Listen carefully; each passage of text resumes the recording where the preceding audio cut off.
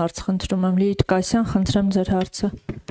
Հարցս ուղղում եմ երկու բանախոսներին, էլ վաղը ապրիլի 24-ն է եւ պետական մակարդակով որևէ միջոցառում կազմակերպված չի հաշվի առնելով այն հանգամանքը, որ ցեղասպանության 110-րդ տարելիցն է, սովորաբար այսպես ասենք կլոր տարեթվերին ինչ որ պետական մակարդակով հանձնաժողովներ են ստեղծվել նախկինում, միջոցառումներ են ծրագրավորվել։ Այս տարի ես համենայն դեպս չհանդիպեցի նման բան։ Սա արդյոք նշանակում է, որ ցեղասպանությունը իրական Հայաստանում տեղ չունի, այսինքն այն պատմական Հայաստանում տեղի ունեցող իրադարձություն է եղել Փաշինյանական իշխանության համար,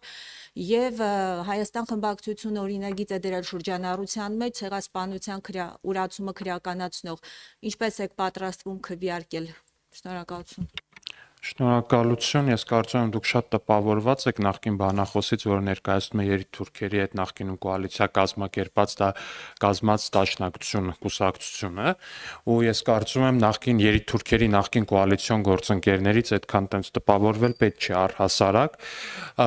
այնուամենայնիվ թույլ տվեք ասել, որ իրական Հայաստանում ցեղասպանությունը տեղ պիտի չունենա առհասարակ Հայաստանում այլևս երբեք ցեղասպանություն պիտի չլինի, ինչպես օրինակ տեղի ունեցավ նաև 23 թվականին Լեռնային Ղարաբաղում, որ մեր գործընկերները պնդում են, այսինքն էլի դաշնակցությունը եկավ իշխանության ու էլի հերթական անգամ տեղի ունեցավ մեծ հաշվով էթնիկ զտում հայերի նկատմամբ ու նմանատիպ բաներ իրական Հայաստանում այլևս երբեք պիտի չլինեն։ Իսկ ինչ վերաբերվում է ցեղասպանության հիշատակին, ցեղասպանության հիշատակը մեր բոլորի սրտերում է, ի տարբերություն օրինակ Սերժ Սարգսյանի կառավարման, որը Ջո Բայդենից նախագահ խնդրել է փոխնախագահ այդ ժամանակվա, խնդրել էր շատ չթեժացնել ցեղասպանության ճանաչման հարցը, եւ նա փոխնախագահ Ջո Բայդենը դրա մասին պատմել էր հայ համայնքին, ի տարբերություն օրինակ Ռոբերտ Քոչարյանի, որը Wikileaks-ի գաղտնազերծված փաստաթղթերում էլի ԱՄՆ նախագահներին տեղեկացրել էր, որ ինքը պատրաստ է, եթե Թուրքիայի հետ սահմանը բացվի, նախագահ Քոչարյանը պատրաստ է գնալ ԱՄՆ սենատում սենատորներին խնդրել, որպեսզի նրանք չճանաչեն հայոց ցեղասպանությունը, այսինքն մեծ հաշվով ցեղասպանության ուրացման քաղաքականություն վարած երկու քաղաքական ուժերը, Դաշնակցությունը ու Հանրապետականը, այսպես կարողացել են փոքրի շատ է ներազդել նաև ձեր վրա, որ դուք նմանատիպ հարց եք տալիս։ Մենք երբևիցե Հայաստանի Հանրապետության մեր իշխանությունը երբեք չի ուրացել, չի պատրաստվում ուրանալ ցեղասպանությունը, ցեղասպանությունը չի փորձում մոնետիզացնել, չի փորձում ցեղասպանությունը դարձնել ինչ-որ վաճառելիք արտաքին հարաբերություններում կամ մնացածում, ինչպես օրինակ արել է Սերժ Սարգսյանը եւ արել է Ռոբերտ Քոչարյանը։ Մենք վաղը բոլորս միասին սկալու ենք մեր անմեղ նախնիների հիշատակը եւ այցելելու ենք Ծիծեռնակաբերդ, ինչպես ամեն տարի։ Իսկ որոշ միջոցառումներ կարծում եմ կան, չեմ կարող կոնկրետ ինչ-որ բաներ ասել, բայց այդ չգիտեմ ինչի մասին եք էլի մեծ հաշվով հարցնում։ Նախ խնդրեի գնահատական չտայիք իմ հարցերին, թե ես տպավորված եմ, թե ոչ, ես ընդհանրապես հարց եմ ուղում, ես բացարձակ տպավորված չեմ։ Իմ հարցը ուրիշ բանի Շատ հաճելի է, որ դուք էլ տպավորված չեք երիտթուրքերի նախկին կոալիցիոն գործընկեր դաշնակցականներից, շատ ողջունում եմ ձեր չտպավորված լինել։ Ես իմ հարցը ուրիշ բանի մասին էր, իմ հարցը նրա մասին էր, թե արդյոք 1915 թվականին Օսմանյան կայսրությունում 1.5 միլիոն հայերի նկատմամբ իրականացված ցեղասպանությունը իրական Հայաստանում տեղ ունի, թե ոչ, թե Փաշինյանական իշխանության ձգտումը Թուրքիայի հետ հասնելու խաղաղության ցեղասպանությունը արդյոք այդ ճանապարհին խոչընդոտ է, թե ոչ։ Իմ հարցը սրա մասին էր։ Ձեր հարցը խիստ անհասկանալի է եւ ինձ միշտ զարմացնում է ինչու են ձեր հարցերը ծնվում բացառապես ընդդիմության թեզերից եւ իմ տպավորությունն է, որ երբ որ մենք ձեզ բան ենք ասում, դուք մեզ չեք լսում կամ չլսելու եք տալիս։ Դուք չեք հետևում քաղաքական իրադարձություններին, չեք տեսնում մեր արձագանքներն ընդդիմության եւ ընդդիմության դատարկ մտքերը։ Դուք հիմա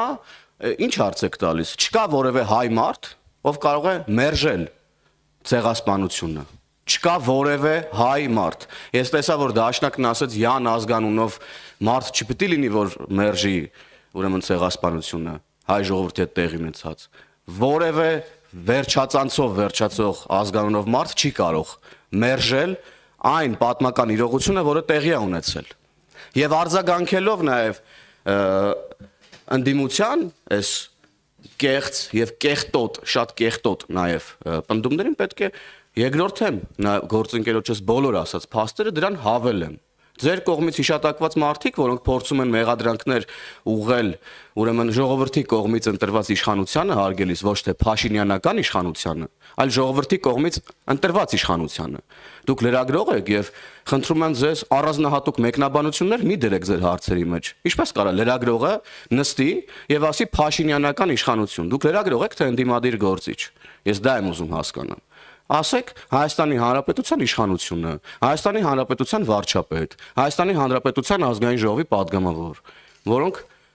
բարձրաստիճան պաշտոններ են եւ դուք պետք է հարգալից վերաբերեք այդ պաշտոնների նկատմամբ եւ Հայաստանի Հանրապետության ժողովրդի կողմից ընտրված իշխանության նկատմամբ։ Եվ ես ավելացնեմ նաեւ ուրեմն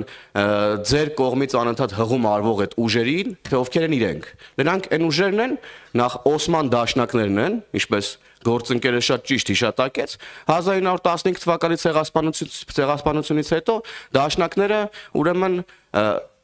ներողություն, ցեղասպանությունից առաջ դաշնակները ուրեմն երեք թուրքերի հետ համագործակցում են ու իրենց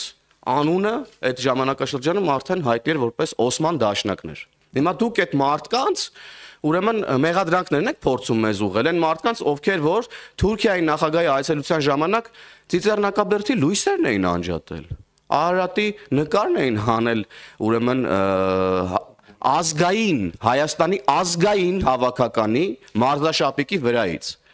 Ու դուք գալիս եք այստեղ մի իշխանության ու մորոք ուրեմն Ամերիկայի Միացյալ Նահանգները ցեղասպանությունն է ճանաչում, Ջո Բայդենը ցեղասպանություն, բառն արտաբերում, ու դուք գալիս եք մեզ փորձում եք ուղղել ընդդիմության մեղադրանքներն առայն, որ մենք փորձում ենք ինչ որ մի կերպ ցեղասպանությունը սակարկման առարկա դարձնել։ Դուք Հայ2 հեռուստաընկերությունն եք, չէ՞ ներկայացնում Ռոբերտ Քոչյանին պատկանող։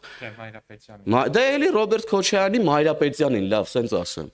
Իրան պատկանող հեռուստաընկերությունն եք աշխատում։ Լավ կլինի գնաք ձեր հեռուստաընկերության ղեկավարությանը հարցնեք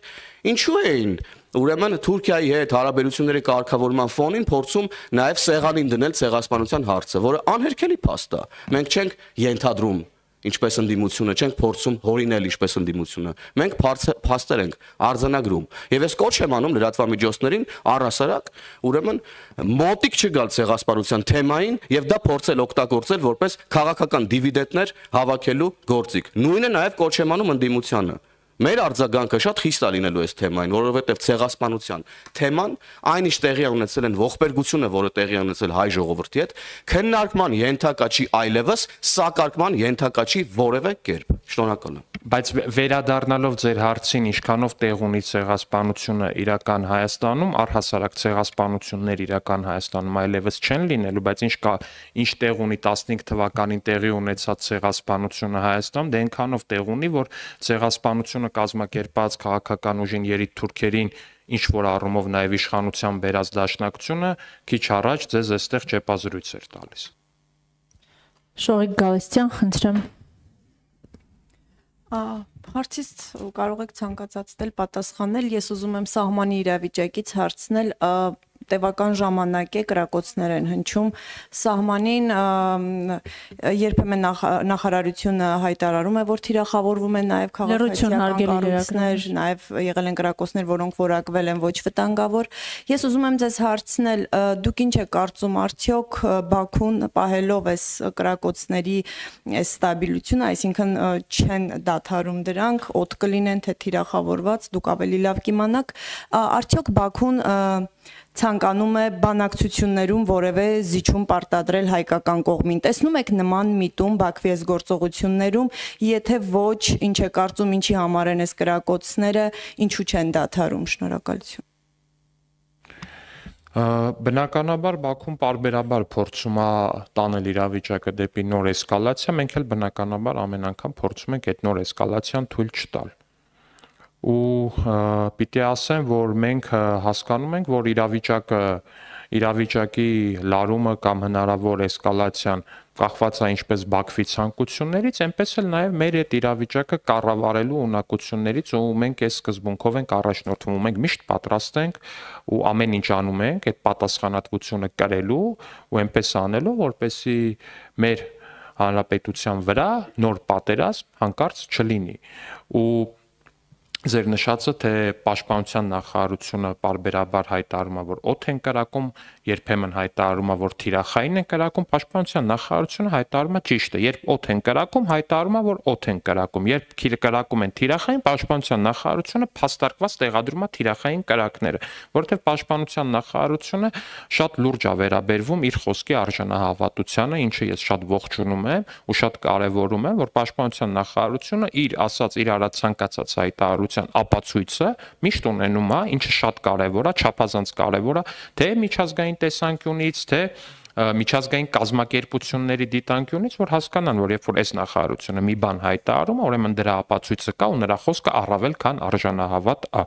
Իսկ ինչ վերաբերվում է առհասարակ սահմանային կրակոցներին եւ մնացածին, օրինակ, չգիտեմ, էլի միջև 20 թվականի պատերազմը որպես այդպեսին, եթե հիշեք, թե Տավուշի օրինակ սահմանամերձ գյուղերում ինչ վիճակ էր, թե Տավուշի սահմանամերձ գյուղերում առհասարակ ինչ մթնոլորտ էր, թե քանի տանիք կար Տավուշի սահմանամերձ գյուղերում, որ ուղղակի կրակված չէին գնդացիրներով ու չգիտեմ էլի դա համեմատելու չի ուղղակի ներկայիս էլի իհարկե անթույլատրելի սահմանային էսկալացիաների այդ էսկալացիայի փորձերի եւ մնացածի հետ, բայց ինձ համար ուղղակի չգիտեմ էլի ես քիչ առաջ լսում էի պարոն Մամիջանյանի նաեւ չեպազրույցը այս ֆոնին, որ տենց խոսում էր լուրջ դեմքի արտահայտությամբ այդ սահմանային հիմիկվա կրակոցների մասին, ուղղակի անկեղծ ուզում եմ ասեի, մի հատ ուղղակի գնացեք Տավուշի սահմանամերձ գյուղերի մարդկանց մի հատ հարցրեք էլի, իրանք ինչերի միջով են անցել ու ոնց են ապրել առհասարակ, տանիքների վրա գնդացիրի կրակած տեղեր, էլ չգիտեմ ինչ անթուփ միջև ականանետերով մարդկանց տներին կրակած միջոցներ։ Մենք գնում ենք խաղաղության ու մենք ամեն ինչ անելու ենք այս հնարավոր էսկալացիայի ձգտումները ադրբեջանական կողմից սաստելու ու այդ ռիսկերը կառավարելու։ Իսկ այն ապապետական ուժերը, որոնք ընկալում ունեն, թե պետքա հերթական անգամ էլ ստեղից ասում էր, չէ, ասում է պետքա տարածաշրջանում ներկայացվածություն ունեցող ուժ լինի նկատի ունի Ռուսաստանին ակնհայտորեն, իդեպ հիշում եք, որ 23 թվականին Լեռնային Ղարաբաղում իշխանազավթում իրականացրեց Սերժ Սարգսյանի կողմից ու Ռոբերտ Քոչարյանի կողմից հովանավորվող խմբակը, նույն Հայկ Մամիջանյանի խոսույթը հիշում եք այդ օրերին, այդ իշխանազավթման օրը, որ ասում էր ակնհայտ է, որ Արցախը ունի դաշնակից իդեմս Ռուսաստանի, ուղիղ տեքստով ասում էր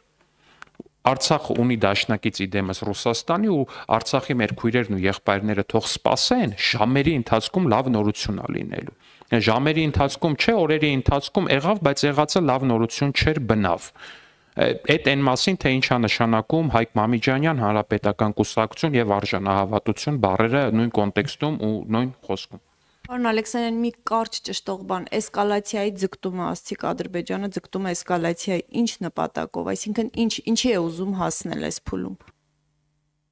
Չեմ կարող ասել, այդ հարցը ճիշտ կլինի իրենց տակ, բայց պարբերաբար է, որ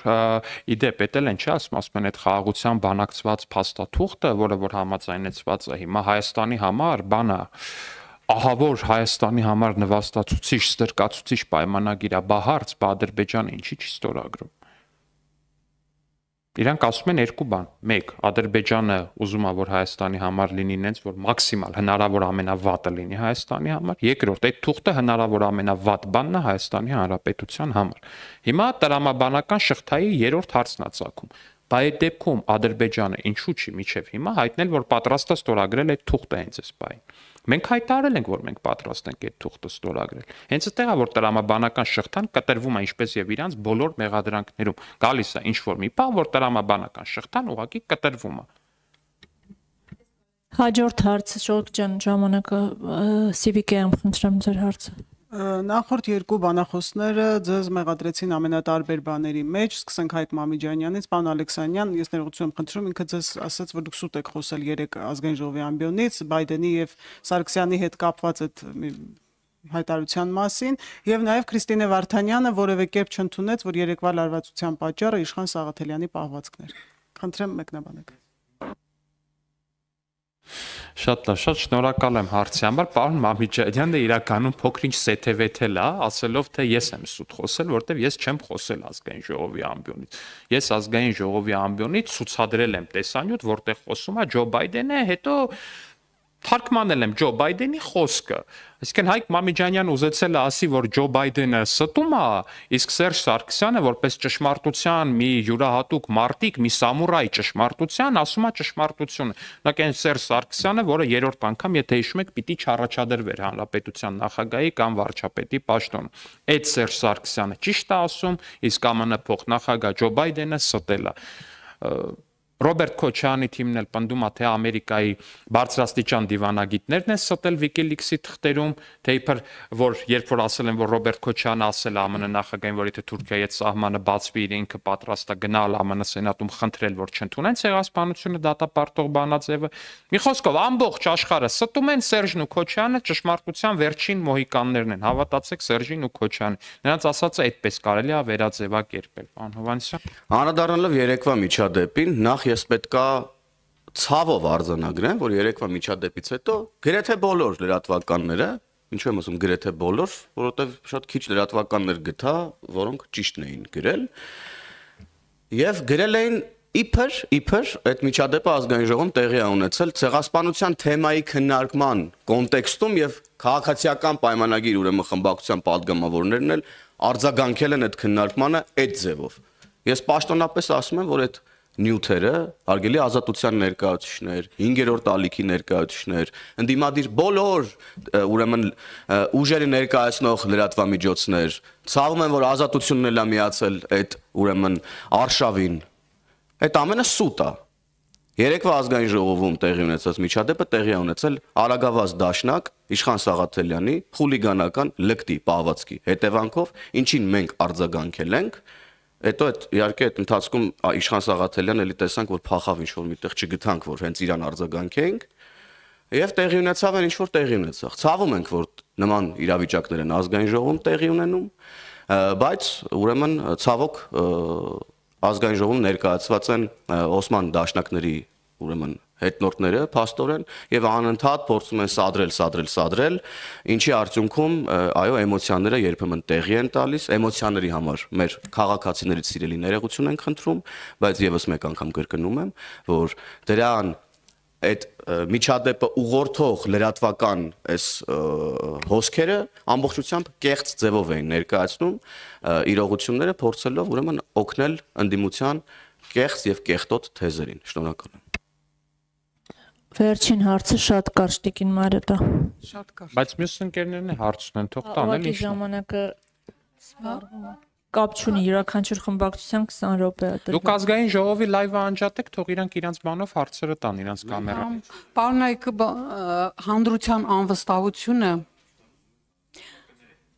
հանրության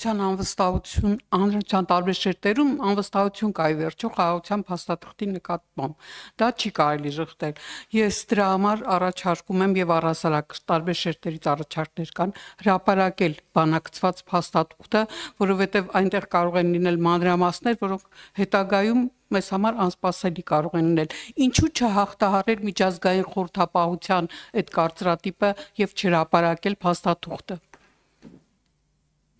Եվ դրանով, ասենք, Ադրբեջանին տալ եւս մեկ առիթ այդ բանակցությունների process-ը սաբոտաժի ենթարկելու ինչի համար։ Այսինքն կարծում եմ, որ Ադրբեջանը պարբերաբար փորձում է խաղաղության process-ը տորպեդահարել։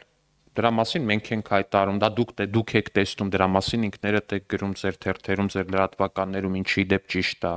Հիմա դուք ասում եք, կա միջազգային, այսպես դիվանագիտական ընդհանուր էթիկայի եւ մնացած նորմ, որ երկկողմանի բանակցվող փաստաթուղթը կարելի է հրապարակել, երբ որ երկու կողմն էլ համաձայն են։ Ու երբ որ կողմերից մեկը առանց մյուսի հետ համաձայնեցնելու դա հրապարակում է, դա այտենց դիվանագիտական նորմի, էթիկայի եւ առհասարակ փոխվստահության ու մնացածի խախտում է։ Հիմա դուք ասում եք ինչի Ադրբեջանին չտանք եւս մեկ հնարավորություն, հնարավոր բանի սաբոտաժի այդ բանակցությունների։ Ես կարծում եմ պետք չէ այդ հնարավորությունը տալ։ Մեր ժողովրդին տանք հնարավորություն հավատալու խաղաղության փաստաթղթին։ Մեր ժողովրդին մենք միանշանակ այդ հնարավորությունը կտանք, բայց ես վստահ եմ, որ մեր ժողովուրդը հիմա երբ որ իմ պատասխանը լսի կհասկանա, թե ես ինչի մասին եմ խոսում։ Մենք մեր գործողություններում փորձում ենք լինել մաքսիմալ լեգիտիմ, մենք փորձում ենք մեր բոլոր գործողությունները կազմենք ամեն մի քայլը անենք այնպես, որպեսզի այն կներեք, այս դաշնակներն է գնացին, բայց իրանց աշխատանքային լեզվով ասած, «Ни к чему было бы придраться»։ Ես զուտ կարճ խաղաղության պայմանագրի բովանդակության վերաբերյալ Հայաստանի Հանրապետության իշխանությունները խոսել են եւ Հայաստանի Հանրապետության ժողովրդին ես կարող եմ ասել մոտ 98%-ով հայտնի է ինչի մասին է խաղաղության պայմանագիրը։ Դրա ֆորմալ հրապարակման մասին գործընկերս խոսեց եւ դրա ռիսկերի մասին։ Եվ ես վստահ կարող եմ պնդել, որ հայ ժողովուրդը հավատում է խաղաղությանը։ Հայ ժողովուրդը ուզում է խաղաղություն եւ հավատում է խաղաղությանը։ Շնորհակալություն ազգային։ Շնորհակալություն։ Դուք ազգային ժողովի լայվը կանջատվի, դուք շարունակեք, խնդրեմ։